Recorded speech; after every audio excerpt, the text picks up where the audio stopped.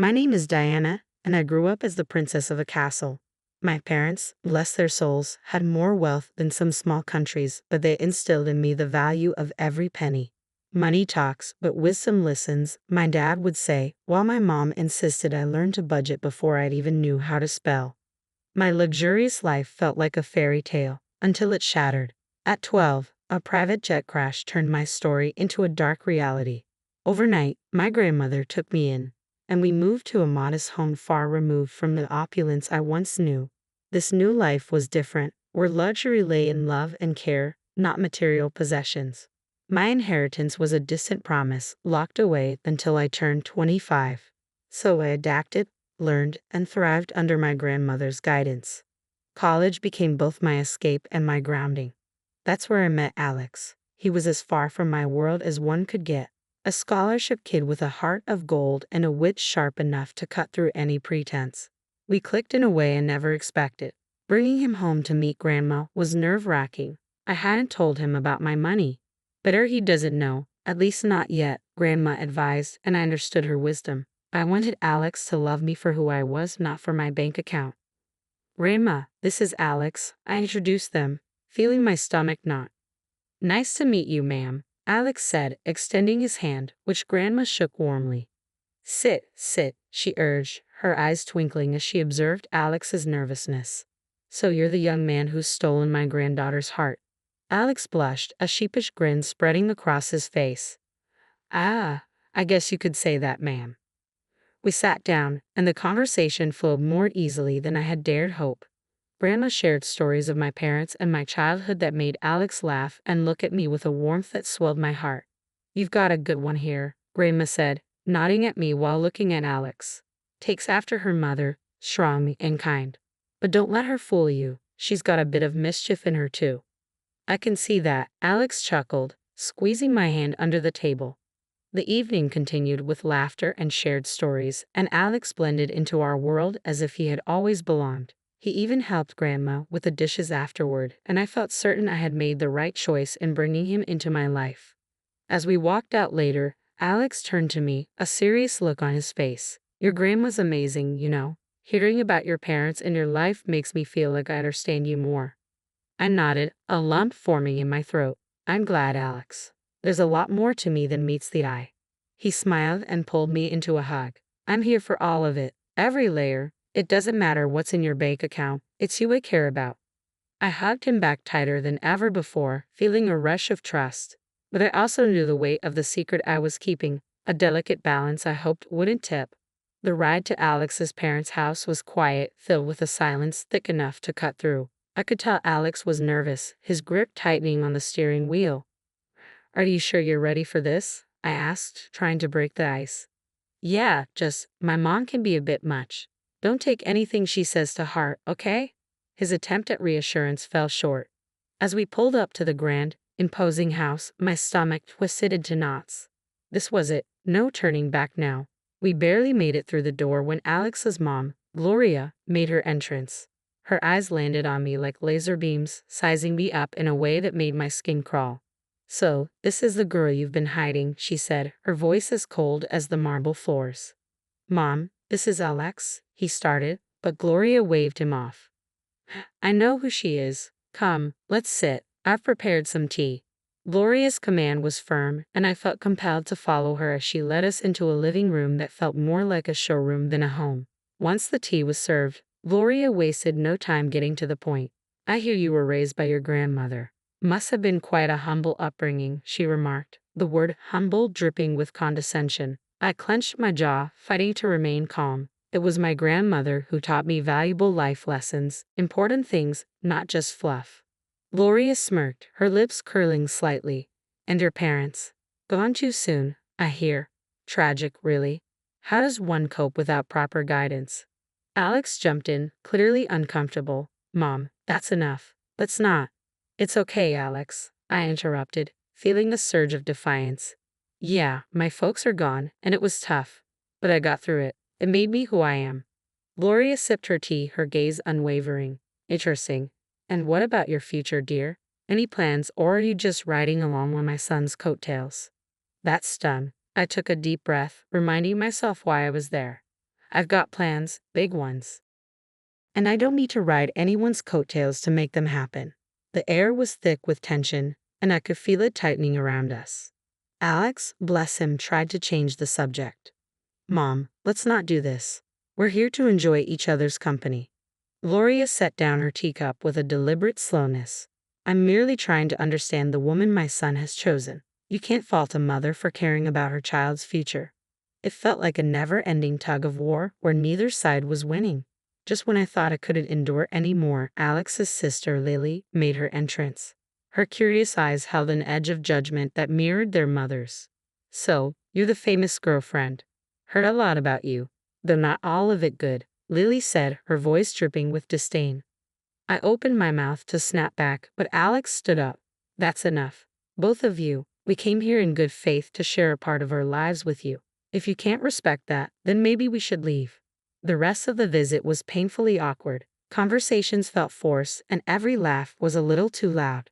Yet Alex held my hand under the table, a silent promise that we were in this together. As we left, I couldn't shake the mix of relief and frustration churning inside me. I'm sorry about that, Alex said once we were in the car. They can be a bit intense. I sighed as the lights of the house faded in the rearview mirror.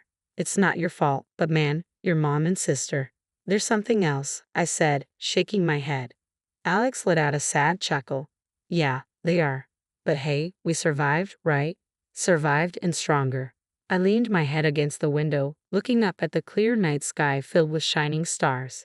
Maybe it was a sign. No matter how tough things got, there would always be a way through. But the warning came swift and sharp like a slap to the face at our next awkward family gathering. Gloria, my future mother-in-law, wasted no time laying down the law. If you two are serious about getting married, we're getting a prenup signed, she declared, her eyes drilling into mine as if daring me to object. I kept my cool, shrugged, and replied, fine by me. I'm not after your son's money. I could see Alex shrink in his seat, looking as if he wanted to crawl into a hole and disappear. Once we were out of there, he was all apologies and promises. My mom will get in our way. I promise we'll be happy, he said, his eyes pleading for me to believe him. The wedding planning sailed along smoothly enough, but on the big day itself, that's when the storm hit.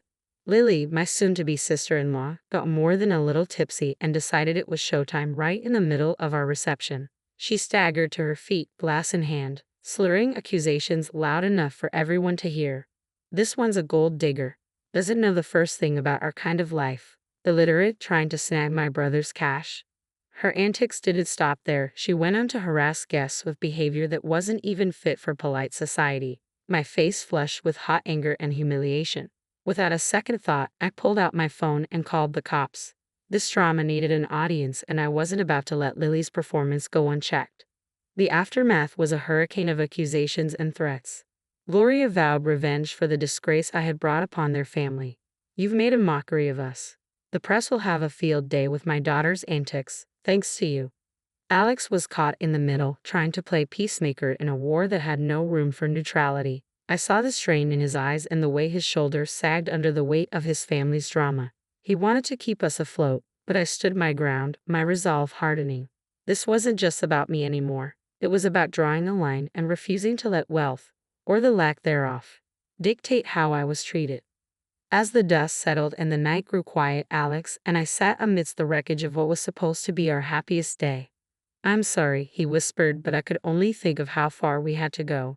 He whispered, his voice thick with unshed tears. I never wanted any of this. I took his hand, feeling the rough edges of our new reality. We'll get through this, but things need to change, starting with setting boundaries with your family. The vow we made that night wasn't just about staying together. It was about fighting for the respect we deserved and refusing to let old money or grudges define our future. 2 years slipped by since we said, I do, and those vows felt heavier with each passing day. Gloria practically vanished from our lives, and honestly, I didn't miss her one bit. But it wasn't just her absence that marked those years. It was Alex's changing attitude that really drove a wedge between us. He came home late, if at all, muttering excuses about work that never quite added up. The warmth we once shared cooled into mere courtesy. And eventually, even that faded. The tipping point came one night when he threw his jacket on the chair as it had personally offended him. You know, he said, I could have done better.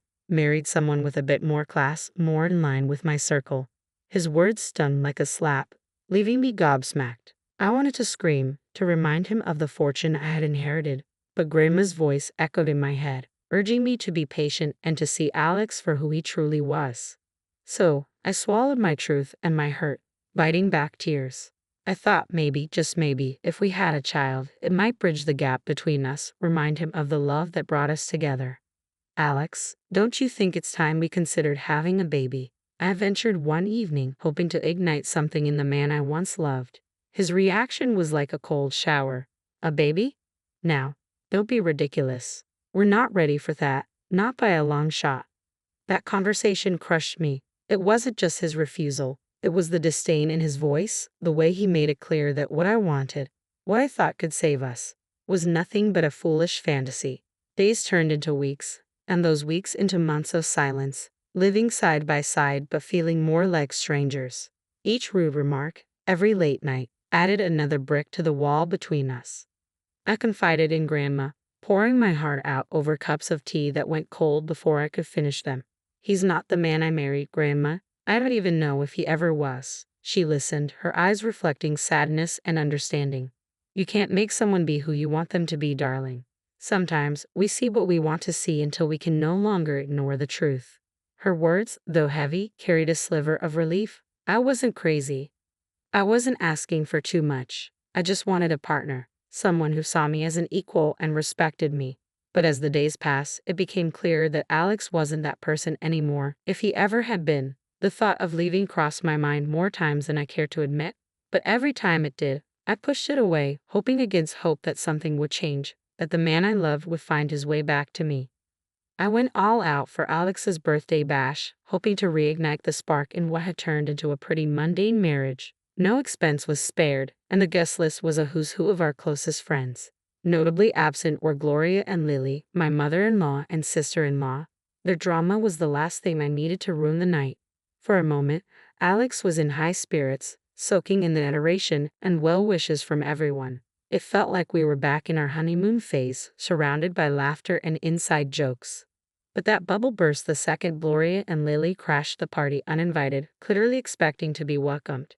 It turned out Alex had gone behind my back and invited them, hoping to avoid any family fallout.